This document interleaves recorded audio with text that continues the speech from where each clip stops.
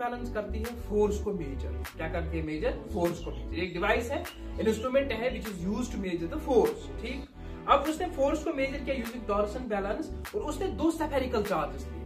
Let's say this is one spherical charge, this is other spherical charge. अब उसको नहीं पता था कि ये जो चार्जेस है कितने हैं। उसने क्या किया, एक डिस्टेंस पर्टिकुलर रखी।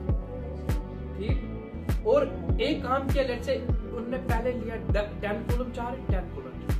ठीक, और डिस्टेंस बीच में 5 मीटर रखी या 2 मीटर कुछ रखी। उसके बाद उसने टॉरसन बैलेंस दी और फोर्स मेजर।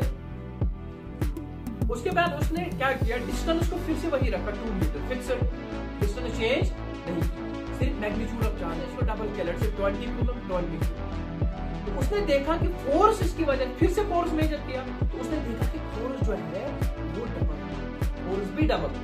उसने कंक्लूड किया कि फोर्सेस है वो डायरेक्टली प्रोपोर्शनल किसको है, चार्ज। मैं चार्ज को इंक्रीज कर रहा हूं, फोर्स भी क्या हो रहा है। अब उसने दूसरा किया, अब चार्जेस को फिक्स्ड रखा, मैं 10 दोनों को रखा।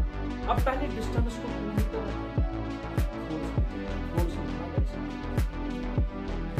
उसके बाद डिस्टेंस को इंक्रीज किया फ्रॉम 2 to 4।